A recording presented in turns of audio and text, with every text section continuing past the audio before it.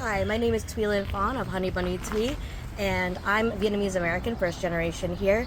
My parents are immigrants of the Vietnam War, and as a first generation student, I just recently got my double master's degree in organizational psych and business administration, and I'm hoping to make a positive difference in the world. So do you know why your parents moved? We know it was the war, but did they tell you the story, the transition, the path here? My dad, basically, he really loved America, and he loved just bell-bottom jeans and rock and roll, and he thought that if he came here, we could live the American dream, which he has succeeded. I'm the oldest of 5. We have a beautiful home in Southington, Connecticut, and it's all thanks to his hard work, dedication, and willingness to take a risk when he didn't know how things would turn out. And because of that, I always think to myself, like, if he was able to drop everything at 35 and come here and create a beautiful life for himself, it's never too late to start over. It's never too late to go for your dreams and like achieve whatever you set your heart on. Did he ever share his life, what his life was back home?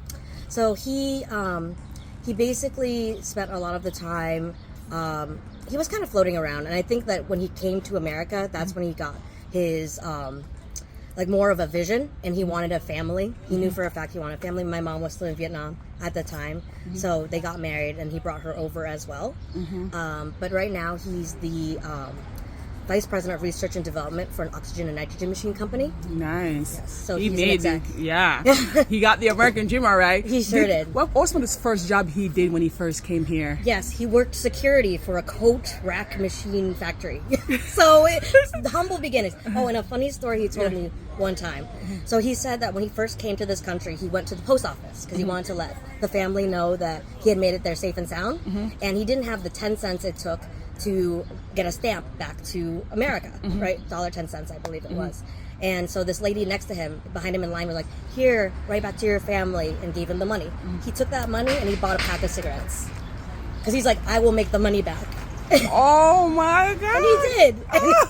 He was eventually able to message back to the family, like, we're all connected. We have family all over, because since the war, some people stayed in Vietnam, some people immigrated to California, some are in Poland, surprising, so all over the world, and London as well. Yeah. And he got put into the job lottery.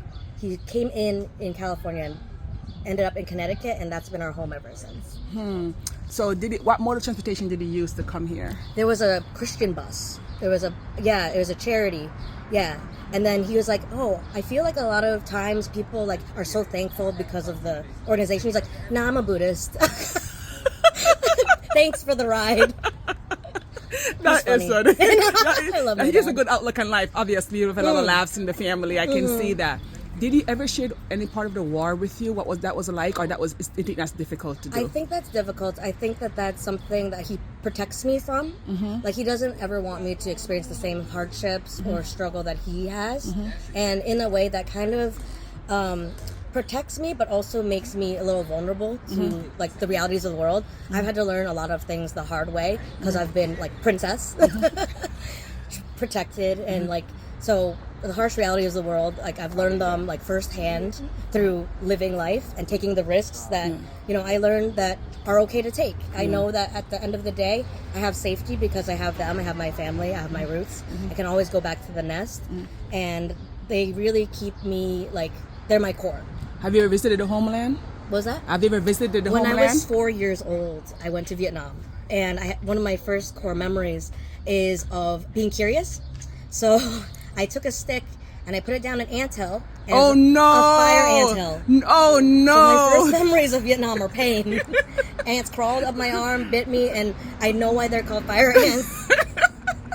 So do you wish you know more about the culture, or do you think you got a good It's so funny. I travel the world a lot. I just came back a couple weeks ago from Bermuda. I make it a goal to go to one international country every year since I graduated college, which I've succeeded at doing.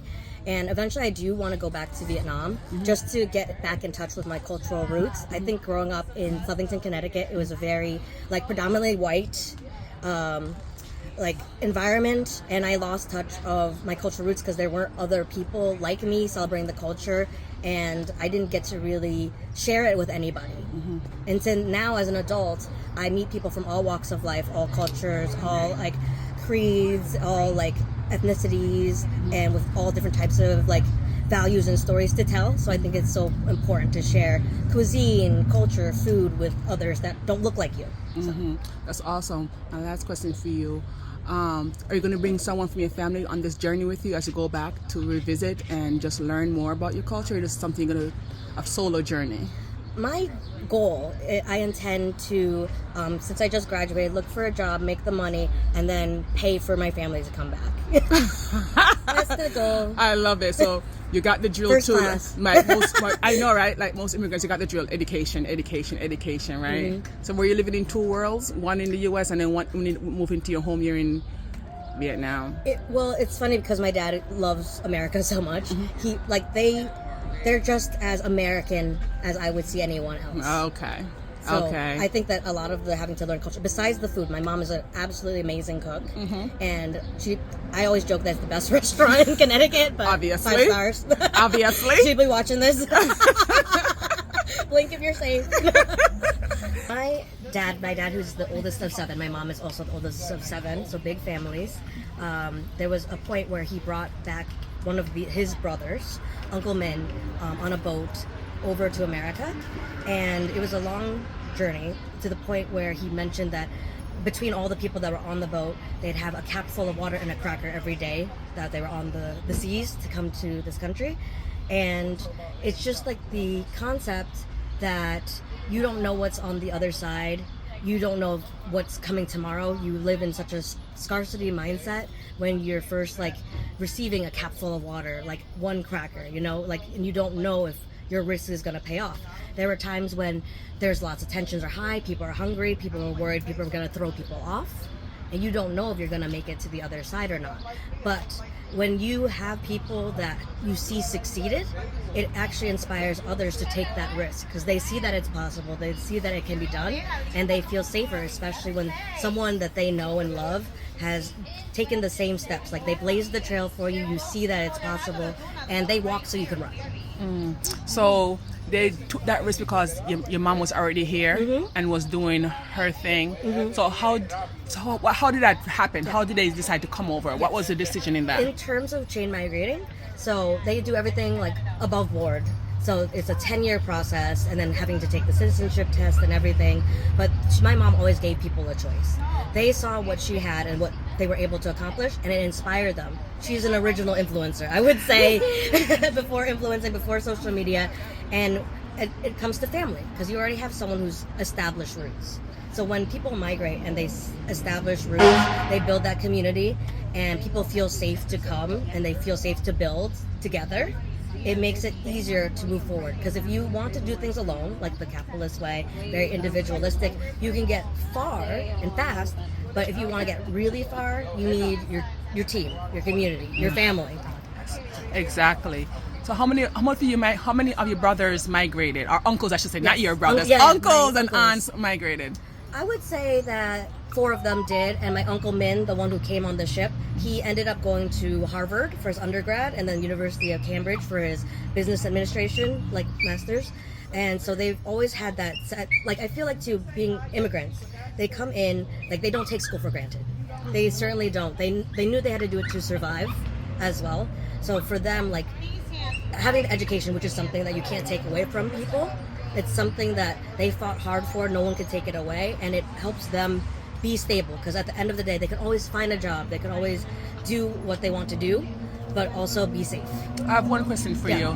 Do you think your parents have any regrets, or if one thing they would have changed? Because I know they live their life and they're happy. Yes. But what's one thing you think they miss about back home, or they wish they could have changed? I think my dad, if anything, he probably would have wanted everything done quicker, taking the risk earlier.